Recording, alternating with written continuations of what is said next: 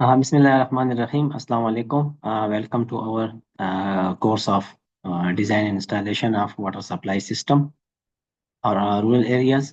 आज के इस क्लास में हम वाटर सोर्स को डिस्कस करेंगे कि वाटर सोर्स क्या होता है या क्या होना चाहिए, और वाटर सोर्स की यील्डिंग टेस्ट के बारे में पढ़ेंगे, और कुछ वाटर सोर्स को जो है ना हम मज़ीद एलिबोरेट करेंगे कि किस तरह इसको हम लिंक करेंगे सोलराइजेशन के साथ। तो अब हमारे पास जो नेक्स्ट इसमें यहाँ पे मैं आपको बता दूं कि design any water system is largely defined by the water source that the system will utilize. तो जब भी आप डिजाइन करते हैं कोई भी वाटर सिस्टम, तो उसमें जो है ना वाटर सोर्स जो है ना एक आप कह सकते हैं बैकबोन की हैसियत रखता है। तो इसलिए ये सिस्टम, क्योंकि सिस्टम जो है ना वो बेसिकली चल जो हो रहा है ना वाटर सोर्स पे होता है। अगर वाटर सोर्स आपका वीक हो, या उसमें पानी मसलन पानी की क्वांटिटी कम हो, या क्वालिटी सही नहीं हो, तो दोनों सूरत में जो है ना फिर हमारा जो वाटर सप्लाई स्कीम है वो फेलियर की तरफ जाती है। Both the source type and the amount of water available from the source are will impact the system design. इस तरह से पहले मैंने जिक्र किया है कि सोर्स टाइप जो होगा, बोर होल होगा या ओपन वेल होगा, या अमाउंट ऑफ वाटर उसमें जितनी अवेलेबल इसकी क्वांटिटी होगी, तो वो दोनों जो है ना सिस्टम जो डिजाइन हम करेंगे वो उसको इफेक्ट करता है। नेक्स्ट हमारा जो है, when choosing a water source it is critical to quality of water that any sewage disposal be a minimum distance of 30 metre from the source। Sphere standard जब हम पढ़ते हैं तो उसमें हमें क्लियर मेंशन होता है कि आपका वाटर सोर्स और जो हमारे पास कोई सीवेज डिस्पोजल हो या सेप्टिक टैंक हो, उसके दरमियान जो डिस्टेंस होना चाहिए वो हमारे पास एटलीस्ट 30 मीटर होने चाहिए। अगर फॉर एग्जांपल आपके पास 30 मीटर नहीं है, किसी कंजेस्टेड एरिया में कर रहे हैं, तो according to WHO pilot guidelines to 2007 के मुताबिक आप 10 मीटर भी कर सकते हैं। अगर फिर भी नहीं है, तो फिर आपको जब 3 मीटर या 2 मीटर एटलीस्ट आप इतना रख सकते हैं, लेकिन उसमें ये है कि उसका वाटर सोर्स को आपको प्रॉपरली सील करना पड़ेगा, और सेप्टिक टैंक को भी आपको प्रॉपरली सील करना पड़ेगा, ताकि उसमें हॉरिजॉन्टली कोई मूवमेंट ना हो। और वाटर सोर्स को जब हम सील करते हैं तो एटलीस्ट सील होना चाहिए। यहाँ पे मैं कह रहा हूँ ये हमारे पास फॉर एग्जाम्पल बोर होल है, ठीक है। और ये मैं ऐसे कह सकता हूँ कि ये हमारे पास 50, ये हमारे पास 20 मीटर है, ठीक है। तो इसमें जो है ना एटलीस्ट जो है ना हम नॉर्मली कहते हैं इसमें 3 मीटर जो है from the top of the bore hole से 3 मीटर या 10 फुट इक्वल टू 3 मीटर या इक्वल टू 10 फुट, ठीक है। तो यहाँ तक हम जो है ना इसको प्रॉपरली सील करेंगे। इस तरह जो हमारा सेप्टिक टैंक होगा उसको प्रॉपरली जो है ना हम सील करेंगे, ठीक है। प्लस्तर वगैरह करेंगे या चिप्स वगैरह करेंगे, ताकि यहाँ से जो पानी वो इस तरफ मूव ना कर सके। तो ये चीज़ जो है ना आपने इसमें इंश्योर करनी है। अदरवाइज जो है ना हमें डिस्टेंस ऑलरेडी क्लियर मेंशन है कि हमने इसमें ये डिस्टेंस रखनी है। नेक्स्ट, इसको मैं डिलीट कर देता हूँ। नेक्स्ट हमारे पास है water source yield of borehole. Knowing the available yield or flow rate from water source is crucial for designing any water system। आपका जो अवेलेबल वाटर रिसोर्स हो उसमें पता चलना चाहिए कि वाटर रिसोर्स जो है जो डिजाइनिंग के लिए हम कोई वाटर सोर्स यूज कर रहे हैं, तो उसकी यील्डिंग या फ्लो रेट जो हमें पानी दे रही है वो डिस्चार्ज उससे हो रहा है, तो वो हमें लाजमी मालूम होना चाहिए, क्योंकि ये बहुत इंपॉर्टेंट है डिजाइन के लिए। That typically leads to significant challenges with the actual performance of the equipment and the water source। Uh,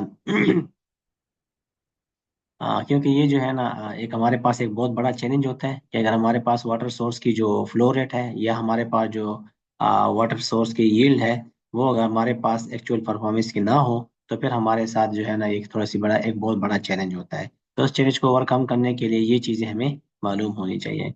An accurate source yield will not only inform the pump and motor selection but the design of solar array as well।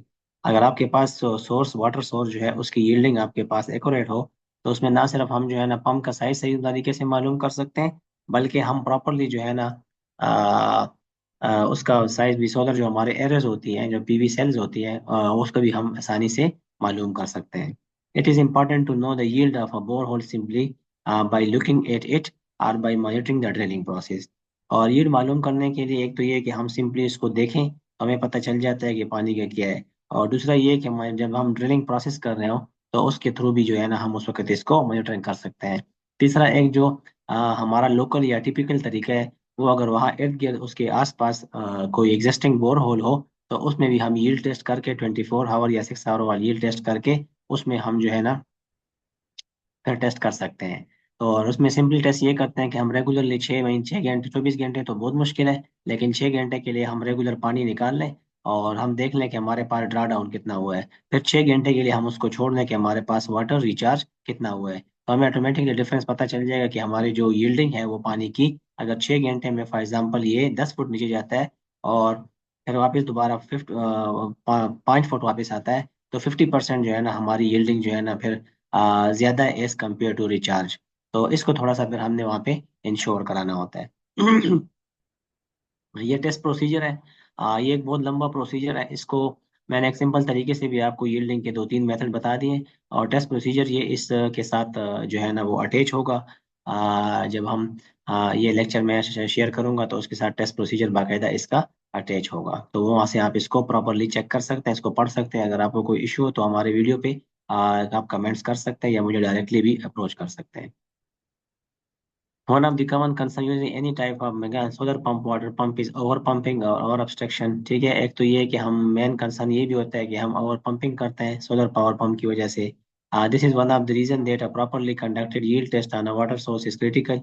इसलिए जो है ना हम over pumping या over sizes जब हम करते हैं पंप की सोलर स्टीम की, तो यील्डिंग पे जो है टेस्ट पे वो इफेक्ट पड़ता है। तो इसलिए हम यील्डिंग टेस्ट जो है ना हम एक वाटर सोर्स का वो बहुत इंपॉर्टेंट है, specially solar power water project के लिए। It is also important that source yield में चेंज सीजनली।